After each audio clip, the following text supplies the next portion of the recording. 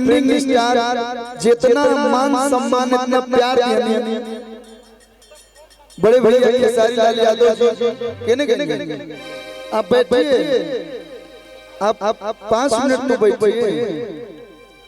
एक बार अभी तो परिचय दे रहा था, परिचय के मोहताज नहीं है, लेकिन इतना मान सम्मान इतना प्यार में है मेरे लिए। हनुमान जी तो कोई नहीं है जो सीना चिड़ के दिखा दे, लेकिन आप सीना चिड़ने से भी ज्यादा प्यार दिखाए। दिल से बहुत बहुत धन्यवाद। थैंक यू भैया, एक बार जोरदार ताली हमारे खेसारी भैया के लिए बजा दीजिए। और ये क्या सने दुनिया लाख कुछ भी बोले, आपके पास मेरा नंबर है और मेरे पास आपका नंबर है। अगर कुछ भी आप सुने या मैं सुनूं तो ये रिलेशन होना चाहिए कि मैं आपको फोन करके बोलूं खेसारी भैया आपने गलत बोला है, और मैं कुछ गलत बोलूं तो आप बोलेंगे कल्लू भाई तू गलत बोल। ये प्यार आना चाहिए। एक बार इस प्यार के लिए जोरदार ताली आप लोग बजा दीजिए। बहुत बहुत धन्यवाद। 5 मिनट बैठिए। मंच पे उपस्थित रंजीत भाई, सोना सिंह जी, अंकुश राजा भाई अभी बड़ी बढ़िया गा के जैसे गईनी है लोग, निशा उपाध्याय जी, टुनटुन यादव जी खातिर एक बार जोरदार ताली आप लोग बजा दीजिए। कहां बने है जियो राजा भाई के अवार्ड मिलल है, ओकरा घर बहुत बहुत बधाई भाई है और रियली प्राइजिंग स्टार हो। एक बार टुनटुन भाई का जोरदार ताली बजा दो भैया। और रोही भाई मगही आप भी रही सुपरस्टार हैं। मोनू अलवेला जी और भी जितना कलाकार लोग अगर नाम छूट गए लोग तो माफी चाहते हैं। हमने के गार्जियन पंकज वसुधरी जी, गोड़ छोड़ गोड़ लगा निशांत भाई, रंजीत भाई, सतीश भैया, जितना लोग सब लोग के स्वागत बा। आई दू गीत से सेवा नेहा राज जी उपस्थित बनी हो के स्वागत अभिनंदन।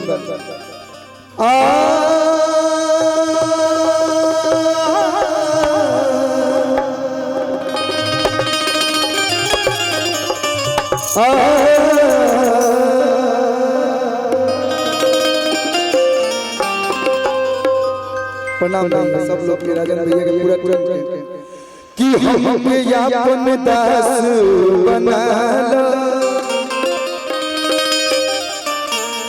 बिनती करी हजार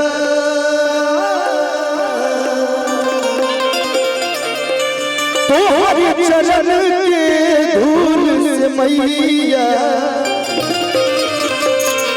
बनी तकदीर हमार।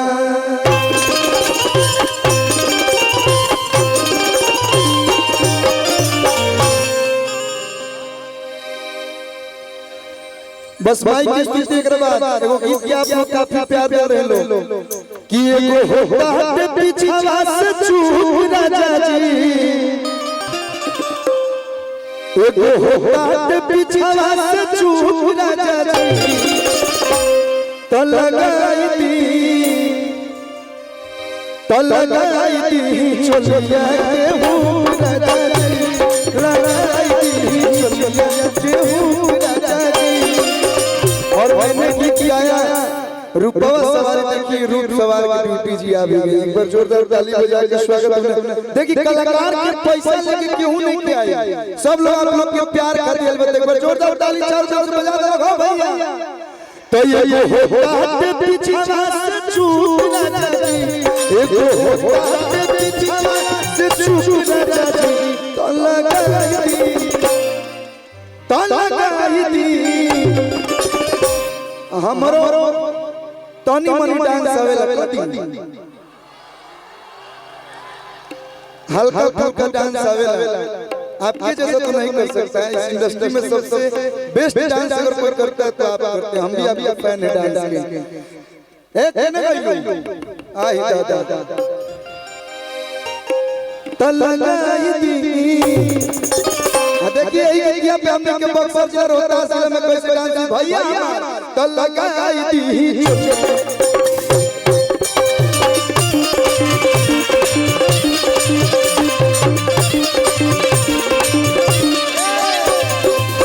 आप कम में हो जल्दी से एक मुखड़ा उड़ी के बाद ऐसे किनवावे आदमी से न्यूनतम कम नहीं है हमरो बियाह में आइल रहो हाफ कम के 5.5 रोज रोज के घरवा के सासन पिया अब सहाई ननदो के भाषण पिया जदी रही जे इहे रहनिया तो घर पाका बोलाई प्रशासन पिया तो जब भाई कहता अरे तू ही बारू घर के अरे मलकिनिया हमर सार के अरे बहिनिया हो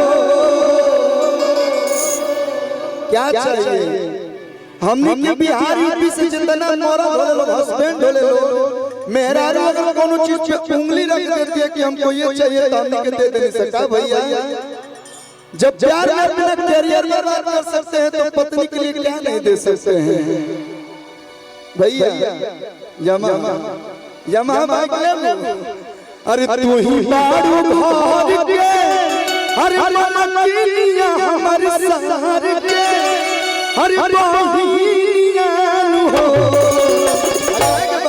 कि तोहरे नाम कदम बिछन के जमीनिया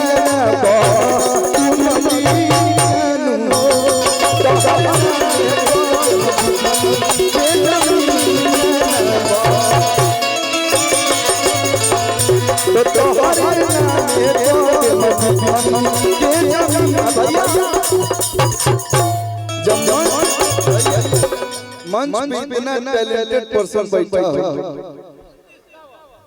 सतीश क्या आप भी अच्छा डांस करते और मैं भी थोड़ा बहुत ठीक डांस कर लेता हूँ हम चाहते हैं भैया पैसा बात भैया देंगे बाप कि तोहरे नाम कदम छपरा के जमीनिया ना नगीनिया हो